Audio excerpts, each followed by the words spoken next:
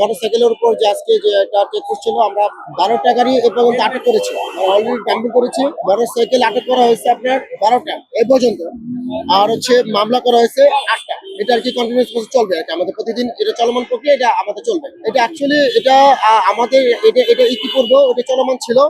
এটা আমাদের সিনিয়র সাথে নির্দেশনায় স্পেশালি ঈদ উপলক্ষে অনেকে মানে উল্টাপাল্টা চালাচ্ছে বা লাইসেন্স ছাড়া চালাচ্ছে, বা যাদের বয়সে নাই লাইসেন্স পাওয়ার মতো, তারাও গাড়িগুলো চালাচ্ছে মানে মানে বেপরোয়া ভাবে, বা বা অনেকে হেলমেট না থাকার কারণে অনেক অ্যাক্সিডেন্ট করতেছে। সেই কারণে আমাদের নির্দেশনা হচ্ছে ঈদের পরের দিন থেকে আমরা শুরু করছি এটা মানে কন্টিনিউয়াস প্রসেস, এটা চলতে থাকবে। অ্যাকচুয়ালি আমি 3টা থেকে স্টার্ট করেছি।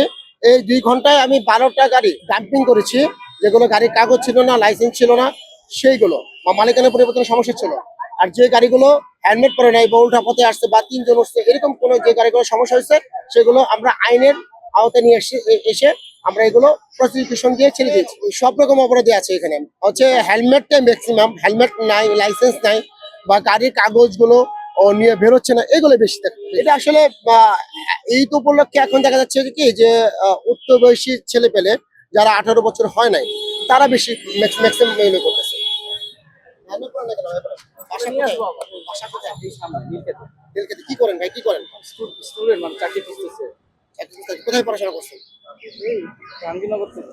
তাহলে আপনি যখন বাসায় থাকবেন, তখন মাথাটা, যখন আপনি রাস্তায় আমার ফল্ট আসবেন, আমার ফল্ট আমি তখন এটা কি রাষ্ট্রের, তখন লাইবিলিটি সম্পূর্ণ আমাদের। আল্লাহ না করুক যদি আপনি যদি কোনো কারণে সমস্যা হয়, মানে এটা লাইবিলিটি বা আপনার এটা এই ফ্যামিলি, আপনার ফ্যামিলি সারা জীবন এটা যে সাফার হয়ে অনেক। ভাই হেলমেট ছাড়া রাস্তায় বের হয়েছেন, কি বলবেন একটু আমি আমাদের বাসা থেকে তেল ভরতে আসছিলাম তো আমারই মাথায় ভুল ছিল। ক্যাপ দিয়েছেন কিন্তু হেলমেটটা দেননি। জি ভাই। আপনি কি আইনকে সম্মান করেন না? আইনের প্রতি সহানুভূতি হয় না? অবশ্যই সম্মান তো আছে তো অবশ্যই।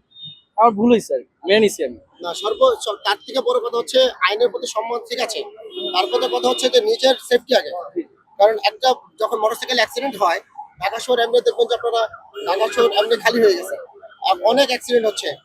এখন যখন একটা বাইক অ্যাক্সিডেন্ট প্রথমে হিটটা খায় মাথায়, মাথায় যখন হিটটা খায়, তখন কিন্তু ইনজুরিটা মাথায় বেশি হয়, তখন একটা মানুষ আহত দ্রুত হয়। আলহামদুলিল্লাহ, আল্লাহর রহমতে সে বেঁচে যেতে পারে, কিন্তু সে কিন্তু যখন মাথায় বেশি আঘাত খাবে, তখন কি সে মারা যাওয়ার সম্ভাবনা বেশি। এই জন্যই কি হেলমেটের কোনো মাপ হবে না। আপনি কি ভুল করেছেন ভাইয়া, বলেন? অবশ্যই আমি তো প্রথমেই এবার স্বীকার করে নিছি। এটা হচ্ছে প্রথমবার হচ্ছে 1000 টাকা জরিমানা আসছে। এটা যদি একই ধারায় আরেকবার মামলা খান হেলমেটের জন্য, তাহলে সেকেন্ড টাইম আমি 4 বছর 2000 গাড়ি টাকা, চালাই রে ফার্স্ট টাইম। 2000 জানি টাকা জানি। থেকে শুরু হবে মামলা। গাড়ির কাগজ করে দেন, গাড়ির কাগজ করে দেন। কাগজ আছে বাসায়, সবকিছু আছে। একটা কাগজ কি, 4 টাকা হবে, টেক্সট করে দেন। সব আছে, সব বাসায় রাখা। আমার বড় ভাই কাজ না আমার। এটা হচ্ছে আমাদের, আমার ভুল হয়েছে, আমি জানি না ভাই, এই বিষয়ে আমি অবগত ছিলাম না।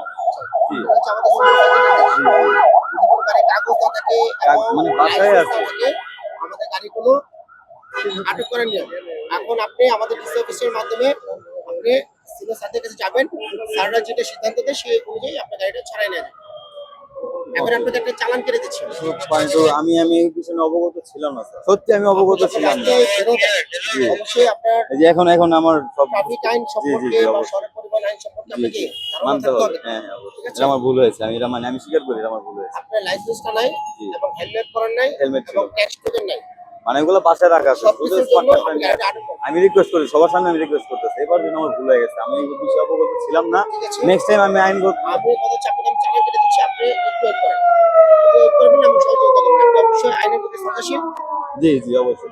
আমি নিজে আপনার 1 মাস আপনার কমিউনিটি পুলিশে চাকরি করছি, আপনার এই যে তাহলে তো আপনার স্বেচ্ছাসেবক ছিলাম আমি। তাহলে তো আপনি সব আমি আমাদের কাজ ভুল হয়েছে, আমি সম্পর্কে স্বীকার করি। অবগত। জি জি আমার ভুল হয়েছে, আমি এই জন্য মাপ চাই। আমাকে এবারের জন্য আমার কনসিডার করে আমি নেক্সট টাইম আর কখনো এরকম হবে না। আমার একটা চালান কেটে আপনার যে অপরাধ করি সেটা উল্লেখ করে আমি পাঠাই দিচ্ছি অফিসে। অফিস থেকে সিনিয়র স্যারদের কাছে কথা বলে আপনার যে আইনি প্রসিডিউর আছে সেই অনুযায়ী আপনি স্যার আপনি যতটুকু পারেন একটু গাড়িটা করে ছাড়িয়ে দেন। নিয়ে যাবেন। একটু আসবেন, একটু একদম ভদ্রলোকের লাইসেন্স নাই, ট্যাক্স পেমেন্ট নাই, হেলমেট পরে রাখছি। দেখেন আমি তো সবকিছু করে রাখছি, আমার এটি এর কাগজও আছে, এফিডেভিট এর কাগজও আছে। আচ্ছা, আপনি একটু পিওরকে টাকাটা জমা দিয়ে আসেন এবং আমাদের অফিসের কিছু ফর্মালিটিস আছে সেটা পূরণ করেন। এখন আপনাকে একটা চালান কেটে দিচ্ছি, চালান কেটে দিয়ে একটা স্লিপ দিয়ে দিচ্ছি, গাড়িটা আমাদের হেফাজতে নিচ্ছে। আমি তো সবকিছু করে রাখছি। আমি তো কিন্তু আপনার মুখের কথাতে কোনো ইয়ে হবে না। আমার দরকার আমি বলবেন, কাগজপত্র সব কথা এই জন্য আছে আপনি আমার কাছে। ব্যাংক জমা দিয়ে আসেন। আমার কাছে ব্যাংক এফিডেভিট এর কাগজও আছে। এফিডেভিটের কাগজ চালাও হবে না। এটা হচ্ছে এফিডেভিটের কাগজটা হচ্ছে বিআরটি এর জন্য, বিআরটি যে আপনি আছেন, বিআরটি এর জন্য আপনার এফিডেভিট রেখে গেছে। তো যে করে রাখছি নাম ট্রান্সফারের সম্পূর্ণ আমার কাছে মানে অনুমতিও আছে, আমার চাচাতে কোনো সমস্যা নাই। চাচার অনুমতিও আমার কাছে আছে। আচ্ছা, অনুমতি আছে। এখন আমি আপনার 6 মাসের মধ্যে সময় যেতে হয় না, আল্লাহ আল্লাহ না করুক, আবার কতদিনের মধ্যে আমার সময় চাই না। না না আমার সময় আমি চাচা যখন সুস্থ হয়ে যাবে তখন আমি করে আচ্ছা দেবো। ঠিক আছে, আল্লাহ তাকে সুস্থ করুক, আমি এই চাচা দোয়া সুস্থ করে হয়ে গেলে আমি করে এখন দেবো। আপনি গাড়িতে নামবেন, নেমে আমাদের সহযোগিতা করবেন।